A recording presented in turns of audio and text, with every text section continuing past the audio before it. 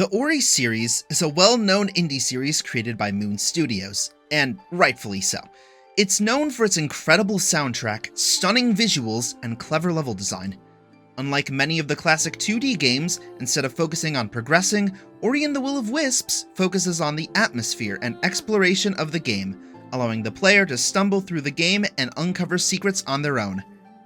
Hi, I'm Beirut Gaming, also known as Beirut, and I'm going to take you through the first hour or so of Ori and the Will of Wisps and explain why it excels at what it does. Ori and the Will of Wisps starts you off in the story after the first game, but that doesn't mean there isn't a tutorial. But what the game does so well is that the tutorial is combined with the story, so it never feels like a tutorial. The game starts out by forcing the player to walk through the story, and through this, they learn to jump over walls,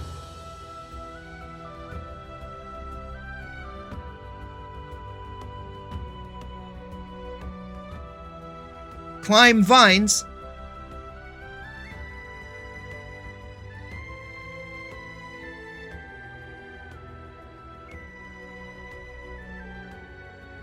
and reach the top to gain Kuro's feather.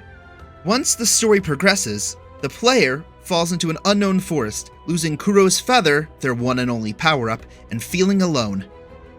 Alone in the storm, the player walks through the forest, jumping over obstacles. By the combination of forcing the player downwards and the bleak sense of mysteriousness coming from the gloomy visuals, the player feels lost with no sense of direction. This sense of not knowing where to go allows the player to explore and, eventually, find things they might have not seen if they were directed. This is huge, as Ori and the Will of Wisps focuses a lot on exploration and backtracking, and teaches the player how to do this by just telling the player to go explore.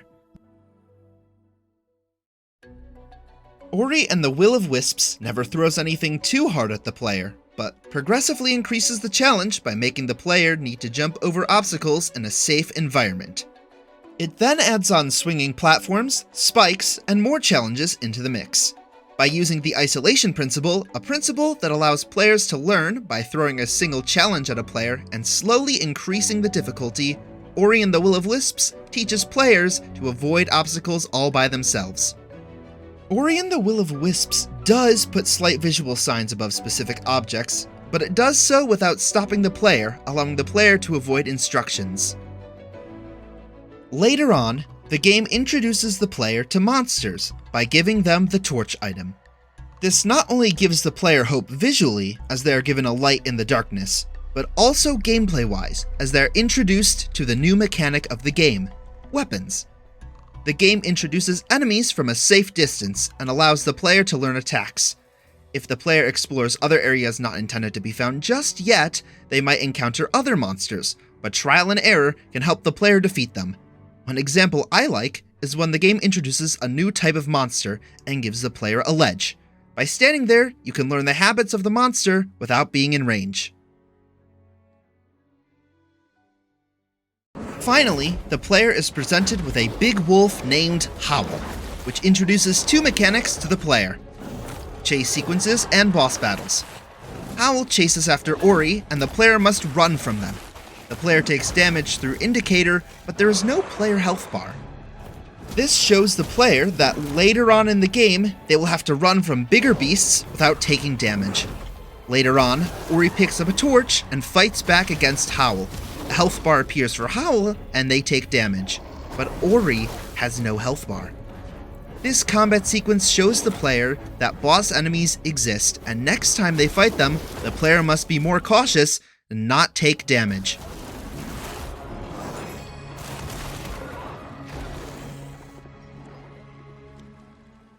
After more exploring, a new weapon to try out, and more abilities for the player to collect, the main tutorial fizzles out, and the player is allowed free reign of the controls. Other than limitations on accessible areas and an overarching mission the player needs to complete.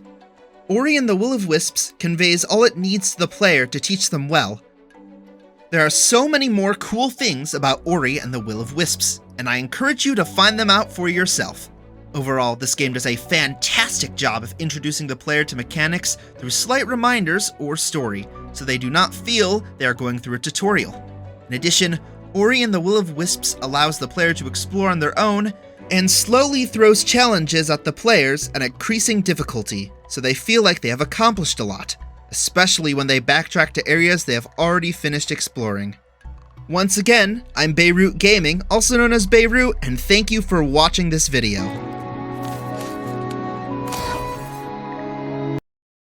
So you usually think the things I say are dumb? Hey, wait. Maybe you're right. Yeah, but you're funny, so it all evens out. That doesn't help.